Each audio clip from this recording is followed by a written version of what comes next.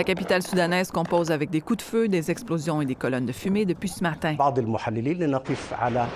Explosions qui se font entendre jusque dans ses studios de télévision et qui ont forcé l'interruption d'un bulletin de nouvelles. Ces violences sont le résultat d'affrontements entre le groupe paramilitaire de soutien rapide du Soudan et l'armée régulière. Les paramilitaires ont déclaré s'être emparés du palais présidentiel, qui est la résidence du chef de l'armée, ainsi que de l'aéroport de Khartoum et de ceux des villes de Meroé et El Adeb.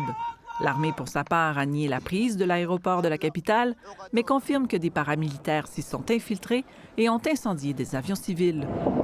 Les deux groupes mènent une lutte de pouvoir depuis le coup d'État qui a fait tomber Omar el-Béchir en 2019.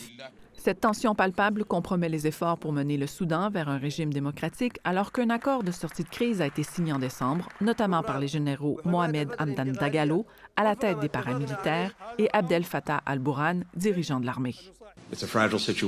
De nombreux chefs de la diplomatie sur la planète, comme le secrétaire d'État américain Anthony Blinken, réclament l'arrêt des hostilités immédiatement pour la sécurité de la population. Une population restée à l'abri, regardant ce qui se passe par la fenêtre ou le balcon, comme le témoignent les nombreuses images captées par les citoyens. L'ambassadeur américain au Soudan le décrit d'ailleurs dans une publication Twitter, confirmant également qu'il s'est mis à l'abri dans son ambassade. Ayant peur d'une escalade de violence dans d'autres régions soudanaises, le Tchad a annoncé la fermeture de sa frontière commune avec son voisin. Les paramilitaires seraient d'ailleurs déjà tout prêts. Ils revendiquent le contrôle d'une base militaire dans le Darfour occidental. Ici Carla Oliveira, Radio-Canada, Montréal.